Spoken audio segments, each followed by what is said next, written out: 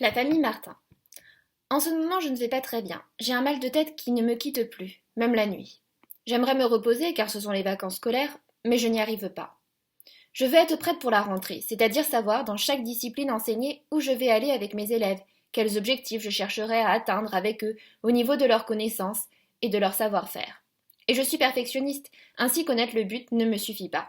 C'est plus fort que moi. J'ai besoin dès maintenant de planifier à la minute près chaque séance qui me permettra de transmettre aux enfants ce que je veux qu'ils acquièrent.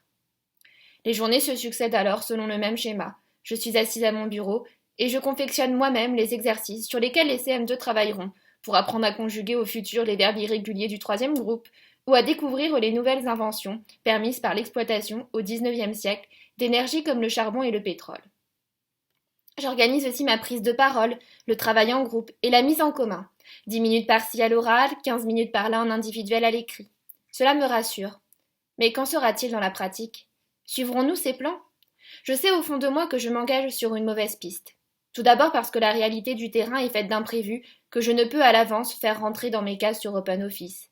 Et ensuite parce que je ne connais même pas le niveau de mes élèves, et donc leurs lacunes et notre rythme de travail.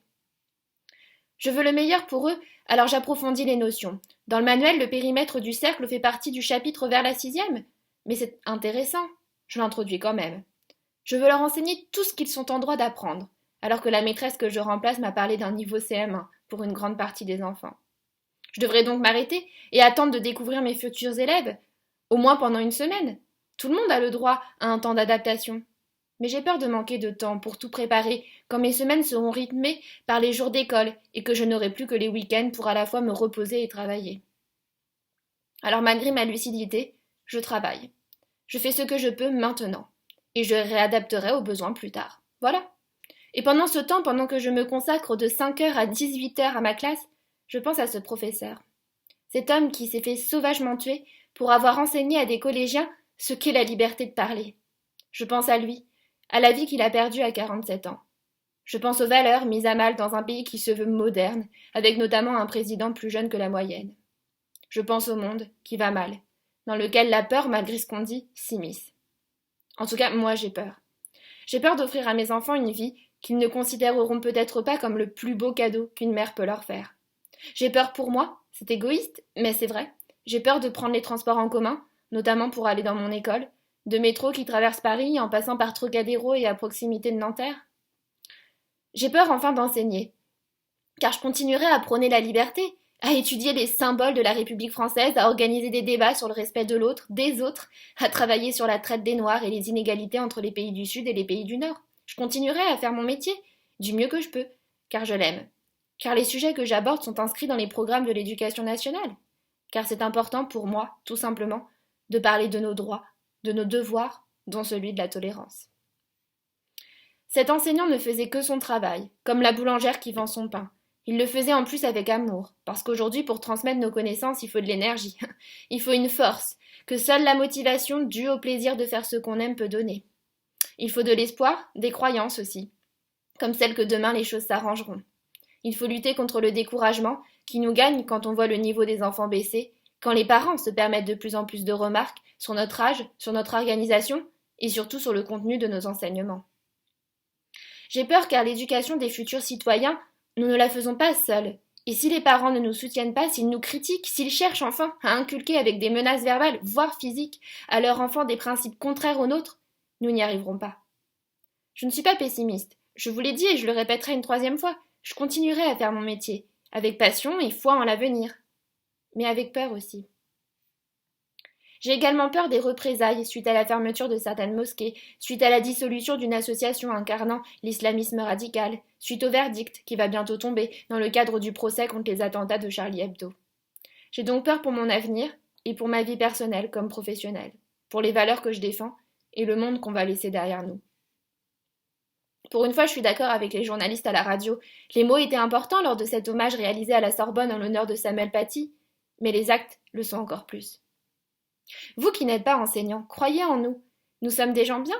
Nous défendons vos idées en apprenant aux enfants, à vos enfants, à les reconnaître, à les adopter et à les chérir. Nous, maîtresses et maîtres, défendons ces idées que tout homme sur terre est en droit d'avoir. Croyez en nous, soutenez-nous, respectez-nous. En ce moment, je suis donc agitée par plusieurs sortes de stress. Celui que suscite la prise en charge d'une classe de CM2 en cours d'année, et celui que provoque un monde qui se révèle sans cesse plus dangereux. C'est pour échapper un temps à cette pression que je me suis plongée hier après-midi dans un livre. Comme ma tête était bouillante, j'étais sortie avec Lika au bord d'un lac. Il y avait du vent et cela nous faisait du bien. Ma chienne est montée sur mes genoux, et c'est ainsi, en ressentant les battements de son cœur contre ma poitrine, que je lui ai lu La famille Martin, le dernier roman de David Fuenquinos. Pour La famille Martin, j'ai laissé de côté Les récrés du petit Nicolas, un livre à partir duquel je confectionnais pour chaque histoire un questionnaire de lecture de niveau CM2. Une brève pause en réalité, car j'ai lu d'une traite le roman de M. Fuenquinos. Comme ses autres livres d'ailleurs que j'ai tous lus. En effet, j'aime beaucoup le style de cet auteur, ainsi que les thèmes qu'il aborde. Il ne se passe pas beaucoup de choses dans ces histoires, mais à chaque fois elles me parlent.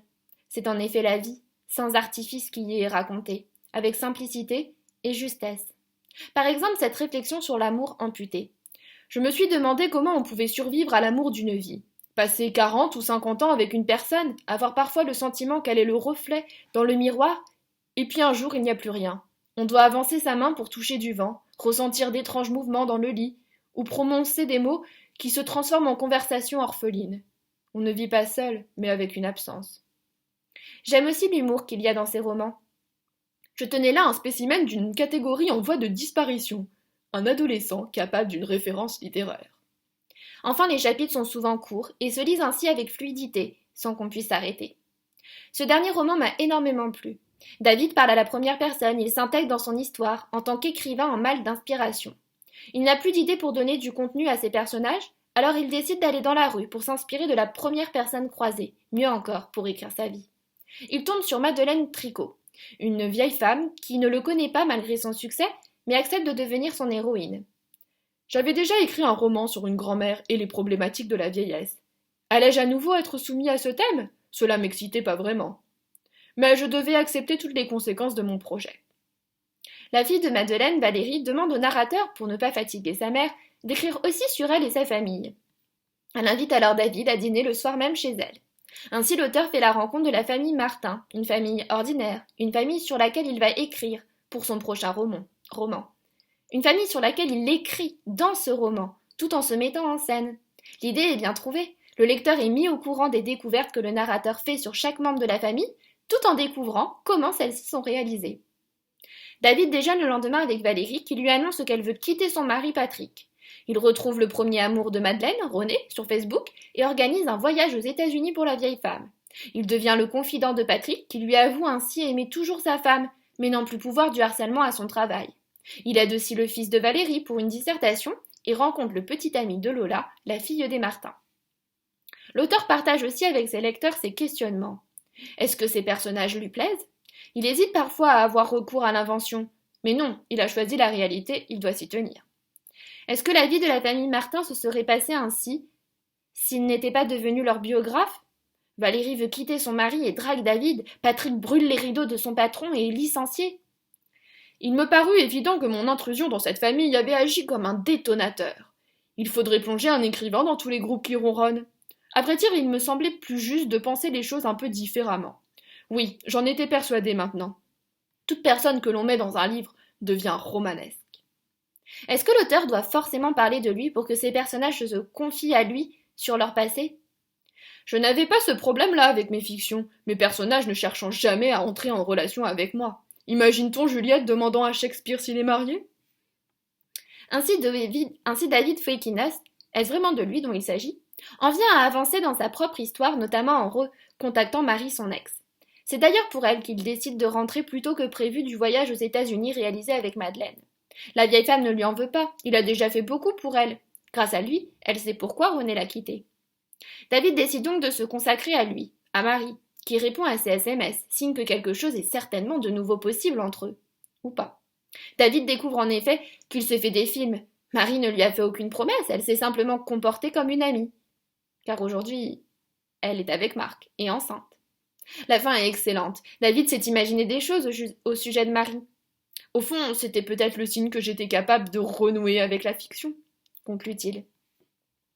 La construction du roman avec cet écrivain personnage de son propre roman m'a donc conquise. Je vous avouerai que je me suis dit que c'était dommage que je n'ai pas eu l'idée de cette mise en abîme avant lui. Elle est tellement bien. En parlant de la vie telle que nous pouvons, nous, lecteurs, la vivre, David aborde l'amour au sein d'un couple, dont les membres, à force de trop se voir, ne se voient plus. Mais il parle aussi de l'amour entre deux sœurs, dont l'une a fini par être jalouse de l'autre. On compare si souvent les enfants d'une même famille. Ce qui est absurde, une éducation commune n'implique pas des capacités et des aspirations identiques. Bien sûr, le cadre des premières années détermine toute existence, mais la part d'autonomie est bien plus grande. On voit des vies chaotiques, issues d'enfances douillettes, et combien de vies brillantes, issues d'enfances meurtries. Je crois que le voyage de Valérie aux États-Unis pour aller rechercher Madeleine est une occasion pour la jeune femme de retrouver sa sœur et de lui pardonner sa jalousie passée. L'auteur ne le dit pas, il ne l'anticipe pas non plus, et je doute que cela soit un oubli. De manière pragmatique, on comprend que le narrateur ignore l'issue de cette histoire, car tout simplement il n'a pas continué à écrire sur la famille Martin après son retour de Los Angeles. Sur le plan littéraire, c'est une manière de laisser au lecteur une part de création. Moi j'espère que les deux jeunes femmes, pour leur mère, ont fini par se réconcilier. Je terminerai cet écrit avec la citation d'un passage dans lequel je me suis très bien retrouvée. Comme à chaque fois que j'étais invitée chez quelqu'un, je regardais la bibliothèque. J'ai l'impression qu'on peut tout savoir d'une personne en observant les livres qu'elle possède. À l'époque où je cherchais à acheter un appartement, je me dirigeais directement vers les étagères en vue de découvrir les romans qui s'y trouvaient. S'il n'y en avait pas, je quittais aussitôt les lieux. Il m'était impossible d'acquérir un bien dont les précédents propriétaires ne lisaient pas. C'était comme apprendre qu'un crime horrible avait eu lieu au même endroit des années auparavant. Chacun ses excès. De la même manière que certains croient aux revenants, je juge tout à fait crédible qu'il puisse exister une sorte de fantôme de l'inculture.